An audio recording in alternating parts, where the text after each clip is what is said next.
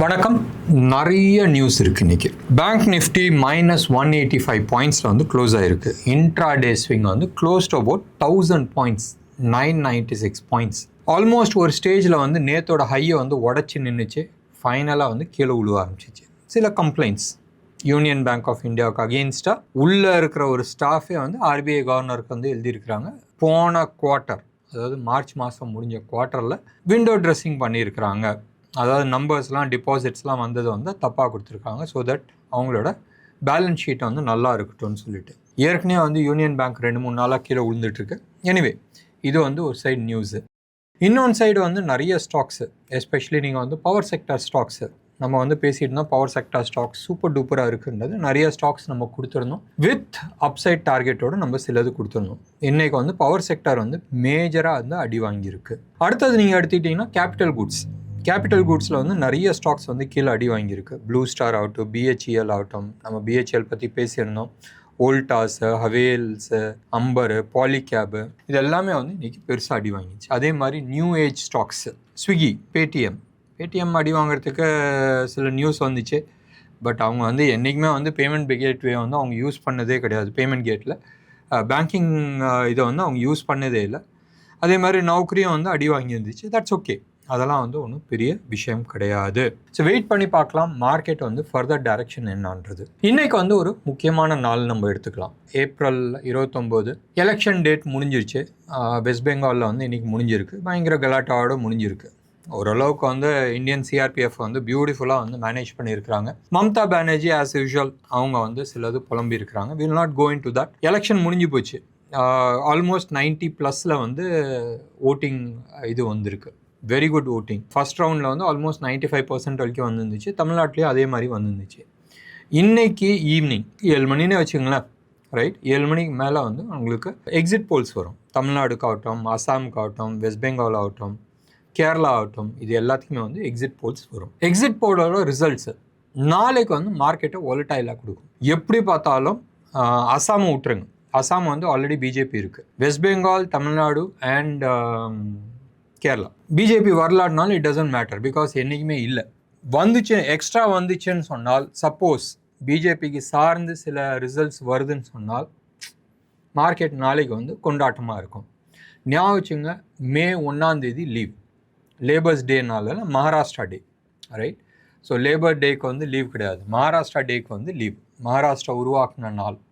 So மகாராஷ்டிராவில் வந்து leave, அதுக்கோசரம் என்எஸ்சி பிஎஸ்சி லீவு. அடுத்தது சாட்டர்டே சண்டே, அதோட மண்டே தான் ஓப்பனிங். ஸோ ஞாபகம் வச்சுங்க, நாளைக்கு வந்து பயங்கர ஒலட்டைலாக இருக்கிறதுக்கு சான்சஸ் இருக்குது. அண்ட் சாதாரணமாகவே சாட்டர்டே சண்டே வந்து பொசிஷன் எடுத்துகிட்டு போகிறதுக்கு யோசிப்போம். இப்போ 3 நாள் லீவுனால கட்டாயம் கொஞ்சம் யோசித்து தான் ஆகணும். இன்றைக்கி நைட்டு ஆஸ் யூஷுவல் 11:30 வந்து ஃபெட் சேர்மேனும் வந்து பேசுகிறாரு. ப்ளஸ் அவங்களோட இன்ட்ரெஸ்ட் ரேட் டிசிஷனும் இருக்குது. இன்ட்ரெஸ்ட் ரேட் மாறுறதுக்கு சான்சஸ் இல்லை, குறைக்கிறதுக்கும் சான்சஸ் கிடையாது, குறைக்கிறதுக்கு வாய்ப்பே கிடையாது, ஏற்றுறதுக்கான வாய்ப்பு கிடையாது. ஸோ வெயிட் பண்ணி பார்க்கலாம் மார்க்கெட் என்ன டைரக்ஷனில் போகுதுன்னு. இப்போதைக்கு யூஎஸ் மார்க்கெட் ஆகட்டும், இந்தியன் மார்க்கெட் ஆகட்டும், ரெண்டுமே வந்து டிஸ்கவுண்டட் ஸ்டேட்டஸ் ஸ்கோர் தான் இருக்கும் யூஎஸ் மார்க்கெட்லன்றது. மனுஷன் என்ன ஸ்டேட்மெண்ட் விடுறான்றது நம்ம பார்த்தே ஆகணும். ஸோ எப்பயுமே வந்து இந்த ஆர்பிஐ கவர்னர் ஆகட்டும், இல்லை எந்த கண்ட்ரியோட சென்ட்ரல் பேங்க்னா பேசுகிறதா இருந்தாலும் அவங்க கொடுக்குற அந்த ஸ்டேட்மெண்ட்டு தான் வந்து ரொம்ப முக்கியம், rather than the numbers. So wait பண்ணி பார்க்கலாம். இன்னைக்கு நைட்டு நாளைக்கு ஹெவி டேட்டா ட்ரிவனாக இருக்குது. ஸோ இது மாதிரி இருக்கிறதுல என்ன பண்ணோம், கம்முன்னு உட்காந்துட்டு இருக்கணும். இன்டர்நேஷ்னல் மார்க்கெட்டில் கோல்டு வந்து ஓரளவுக்கு விழுந்துட்டுருக்கு.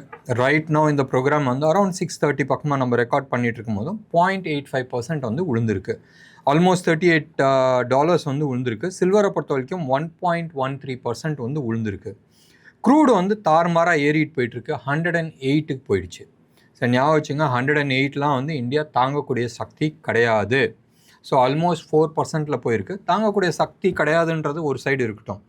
பட் பேசிக்காக வந்து நம்ம எப்படி எடுத்துக்கணும்னு சொன்னால், இது வந்து நம்மளோட இந்தியாவோட கரண்ட் அக்கௌண்ட்டில் ட்ரேட் டெஃபிசிட்டை வந்து நம்மளுக்கு இம்போர்ட் எக்ஸ்போர்ட் இருக்குல்ல, அந்த ட்ரேட் டெஃபிசிட்டில் வந்து பெரிய பாதிப்பு வரதுக்கான சான்சஸ் இருக்குது. இன்றைக்கி இன்ட்ராடேயில் வந்து ஆல்மோஸ்ட் ருப்பி வந்து 94 rupees 85 பைசா வரைக்கும் போயிட்டு இப்போ 82 பைசாவில் வந்து ட்ரேட் ஆகிட்டுருக்கு. நினச்சி பாருங்களேன், இன்டர்நேஷ்னல் கோல்டு ப்ரைஸ் ஆல்மோஸ்ட் பெருசாக கீழே விழுந்திருக்கு. ருப்பி அதே 92 93 லெவலில் இருந்திருந்தா இன்றைக்கி வந்து பிலோ 15,000 வந்திருக்கும். ரைட் நவ் கோல்டு வந்து 15,250 லெவலில் ட்ரேட் ஆகிட்டு இருக்கு. இது 24 கேரட் ஜிஎஸ்டியோட சென்னையில் விற்கிற ரேட்டு. சில்வரை பொறுத்த வரைக்கும் 2,44,000 வந்து ட்ரேட் ஆகிட்டு இருக்கு. அண்ட் 24 கேரட் வந்து கோல்டு ரைட் பிலோ 14,000 வந்துருச்சு. 13,950 ட்ரேட் ஆகிட்டு இருக்கு. சில்வரை பொறுத்த வரைக்கும் 2,65,000 வந்து ட்ரேட் ஆகிட்டு இருக்கு. இது ரீட்டைல் சில்வர் 265 ரூபா 1 கிராம் சில்வர் ட்ரேட் ஆகிட்டு இருக்கு. இன்டர்நேஷனல் மார்க்கெட்டை பொறுத்த வரைக்கும் அமைதியாக வெயிட் பண்ணிட்டு இருக்கு. ஃபெட் சேர்மேனு மற்ற இஷ்யூஸ் எல்லாமே இருக்குது. ஜியோ பாலிட்டிக்ஸ் விஷயம் இருக்குது. அமெரிக்கா ஃபர்தராக குண்டு எடுக்கணும்னு விருப்பப்படல. அவங்க வந்து நான் வந்து பிளாக்கேட் பண்ணிக்கிறேன்ற மாதிரி சொல்லிட்டு இருக்காங்க. இது வந்து எப்படி இருக்குன்னா போலீஸ்காரனே வந்து லஞ்சம் வாங்குற மாதிரி இருக்குது. எனிவே அமெரிக்கா வந்து they are trying to block Iran oil. So இப்போ இதை வந்து சைனா எப்படி ஹேண்டில் பண்ண போகுதுன்றதை நம்ம பார்க்கணும். அஃபீஷியலாக சைனா பெரிய லெவலில் வந்து ஈரான் ஆயில்ஸ் வந்து வாங்கிட்டு இருக்காங்க. அமெரிக்காவுக்கு வந்து அவ்வளோ தில்லு கிடையாது சைனீஸ் வெசல்ஸ் வந்து நிப்பாட்டுறதுக்கு. எனிவே வெயிட் பண்ணி பார்க்கலாம். Something interesting is developing. We have to wait and watch. Dollar index அதே லெவலில் நிற்கிது. ஒன்றும் பெரிய வித்தியாசம் கிடையாது. பட் 30-year பாண்ட் இந்த ப்ரோக்ராம் ரெக்கார்ட் பண்ணிட்டு இருக்கும் போதும் 4.95 வந்து ட்ரேட் ஆகிட்டு இருக்கு. 30-year பாண்ட் 5 கிராஸ் பண்ணிச்சுன்னு சொன்னால் பெரிய மூமெண்ட்ஸ் வரதுக்கான வாய்ப்புகள் நிறைய இருக்குது. ஞாபகம் வச்சுங்க, monthly chart, weekly chart and daily chart of 30-year bond அந்த எட்ஜில் நின்றுட்டு இருக்கு. அந்த எட்ஜை வந்து டிப் ஆச்சுன்னா அப்சைட் இன்ட்ரெஸ்ட் ரேட்டை வந்து 5.27 ஆல்மோஸ்ட் 0.3% வந்து அப்போ ஏறும். 0.3% வந்து இன்டர்நேஷ்னல் மார்க்கெட்டில் அதுவும் யூஎஸ் இன்ட்ரெஸ்ட் ரேட் ஏறுதுன்னு சொன்னால் இது வந்து மணி கிடையாது, பெரிய பெல்லு தான். ரைட், சர்ச்சிலலாம் அடிப்பாங்க தெரியுமா, அது மாதிரி பெல்லு தான். ஸோ ஞாபகம் வச்சுங்க, அந்த மாதிரி ஒரு சினாரியோஸ் ரைட் நவ் நிற்கிது. ஸோ எப்பயுமே வந்து ஒரு மேஜர் ஈவெண்ட் ஆகுதுன்னு சொன்னால் ஃபஸ்ட்டு பாண்ட் மார்க்கெட் தான் வந்து ரியாக்ட் ஆகும். ஒரு இன்ஃபர்மேஷன்ஸ்க்கு எடுத்துக்கலாமே, இந்தியன் மார்க்கெட்டே எடுத்துங்களேன். Close to about Indian equity market right, NSE பிஎஸ்சியோட டேர்ன் ஓவர் நீங்கள் எடுத்துக்கிட்டிங்கன்னு சொன்னால் somewhere close to about 6 lakh crores வந்து டேர்ன் ஓவர் நடக்குது. என்எஸ்சி வந்து almost 5 lakh crores turnover நடக்குது. பிஎஸ்சி வந்து ஆல்மோஸ்ட் ஒரு 1.5 to 2 lakh crores வந்து டேர்ன் ஓவர் நடக்குது. ஸோ 6 lakhs crores நீங்கள் வச்சிங்க. வேறஸ் பாண்ட் மார்க்கெட் இந்தியாவிலே வந்து almost 25 lakh crores turnover நடக்குது. அப்போ சைஸ் நீங்கள் நினச்சி பாருங்கள், ஆல்மோஸ்ட் 1:5 ரேஞ்சில் இருக்குது. இன்டர்நேஷ்னல் மார்க்கெட்டில் ஆல்மோஸ்ட் 1:8 லெவலில் இருக்கும். ஈக்விட்டி மார்க்கெட் என்ன ட்ரேட் ஆகுதோ அது மாதிரி 8 மடங்கு வந்து பாண்ட் மார்க்கெட் இருக்கும். So bond market is more powerful and ஒரு நாட்டோட தலையெழுத்தே வந்து மாற்றுறதுக்கான சக்தி உண்டு. ஞாபகம் வச்சுங்க, யூகே கரன்சி அடித்தது வந்து பாண்ட் மார்க்கெட்டை வச்சு தான் அடித்தாங்க. இந்தோனேஷியா ஆகட்டும், அதே மாதிரி தாய்லாந்து ஆகட்டும், இதோட கரன்சியை ஒழிச்சதே பாண்ட் மார்க்கெட் வச்சு தான். யார்? நம்ம ஜார்ஜ் சோரஸ் தான். ஸோ ஞாபகம் வச்சுங்க, bond market is so powerful. இது ஒரு சைடு இருக்கட்டும். இன்னொன்று சைடு வந்து இது வந்து is it a good time to accumulate right? என்னை பொறுத்த வரைக்கும் வெயிட் பண்ணுங்கள். Something bigger is coming down right. பெருசாக ஏதோ ஒன்று வந்துட்டுருக்கு, வெயிட் பண்ணி பார்த்துட்டு அதுக்குமா என்டர் பண்ணுறது வந்து புத்திசாலித்தனமாக இருக்கும். ஞாபகம் வச்சுங்க, ஆல்மோஸ்ட் 9.80 lakh ரைட், 9.80 லட்சம் எஸ்ஐபி வந்து ஓடிட்டுருக்கு ரைட் நவ். மாதம் 30,000 கோடி பக்கமாக ஈக்விட்டி மார்க்கெட்டுக்கு வந்துட்டுருக்கு த்ரூ எஸ்ஐபி. தெரியல எவ்வளோ தூரம் வந்து இந்த எஸ்ஐபி வந்து இந்தியன் மார்க்கெட்டை காப்பாற்றுன்றது தெரியாது. But yes, as of now இப்போதைக்கு நம்ம வந்து காப்பாற்றிட்டுருக்கோம். எப்படி காப்பாற்றிட்டுருக்கோம்? எஃப்ஐஐஸ் எக்ஸிட் பண்ணுறாங்க, அந்த எக்ஸிட் பண்ணுறதுக்கு வெயிட்டேஜ் நம்ம வந்து கொடுத்துட்ருக்கோம்.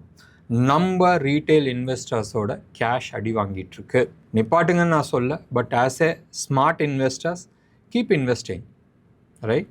உங்கள் பேங்க் அக்கௌண்ட்லேருந்து எடுத்து இன்னொன்று பேங்க் அக்கௌண்ட்டில் போடுங்க. அந்த அக்கௌண்ட்டை நீங்கள் டச் பண்ணாத அளவுக்கு நல்ல டைம் வரும். அப்போ வந்து இந்த ஃபண்டை வந்து மொத்தமாக வந்து மூவ் பண்ண முடியும். நிறைய பேர் வந்து சொல்கிறாங்க ஆவரேஜ் அவுட் பண்ணுறது வந்து புத்திசாலித்தனம். ஆன்லைன்லலாம் வந்து மார்க்கெட்டிங் காட்டிகிட்டு இருக்காங்க. மேடம் வல்லம் இப்படி போனால் அந்த கோலி குண்டு வந்து ஃபாஸ்ட்டாக போய் சேரும் ரேதர் தென் ஸ்ட்ரெயிட்டு. சரியா? ஸோ இந்த கதையெல்லாம் வந்து மார்க்கெட்டிங்கில் வந்து எது வேணால் விற்கலாம். ஸோ ஞாபகம் வச்சுங்க, உங்களோட கேஷு என்ன டிசிஷன் பண்ணுன்றது நீங்கள் முடிவு பண்ணிங்க. I am not here to guide you or advise you. என்னையை பொறுத்த வரைக்கும் it is not time to இன்வெஸ்ட்னு தான் நான் வந்து சொல்லிகிட்டு இருப்பேன். இந்தியன் மார்க்கெட்டை பற்றி பார்த்தாச்சு, இன்டர்நேஷ்னல் மார்க்கெட்டை பற்றி பார்த்தாச்சு. இன்றைக்கி ஒரு நாள் விடுங்க, நாளைக்கு வந்து ட்ரேட் பண்ணுறது முடிஞ்ச அளவுக்கு அவாய்ட் பண்ணுங்கள். இன்வெஸ்ட் பண்ணுறது ஸ்டாக் ஸ்பெசிஃபிக்காக நீங்கள் வந்து பார்த்துங்க. வோலட்டாலிட்டியை பார்த்துட்டு போஸ்ட் லஞ்ச் மேபி நீங்கள் வந்து இன்வெஸ்ட் பண்ணணும்னு நினச்சால் ஸ்விங் ட்ரேடுக்கு ரைட். ஷார்ட் டேர்ம் ட்ரேடுக்கு வந்து இன்வெஸ்ட் பண்ணணும்னு நினச்சா பண்ணலாம். இல்லை நீங்கள் வந்து இன்ட்ராடே ட்ரேடர் நினச்சால் மார்னிங் வந்து வொலட்டாலிட்டி ஹையாக இருக்கும், வொலட்டாலிட்டி யூஸ் பண்ணிக்கலாம் ஃபார் ஆப்ஷன் செல்லிங்க்கு. என்ன நேயர்களே, இன்னைக்கு ப்ரோக்ராம் உங்களுக்கு பிடிச்சிருந்துச்சுன்னா லைக் பண்ணுங்கள், ஷேர் பண்ணுங்கள். டெஃபினட்டாக உங்களோட கமெண்ட்டை நான் எதிர்பார்க்குறேன். நன்றி, வணக்கம்.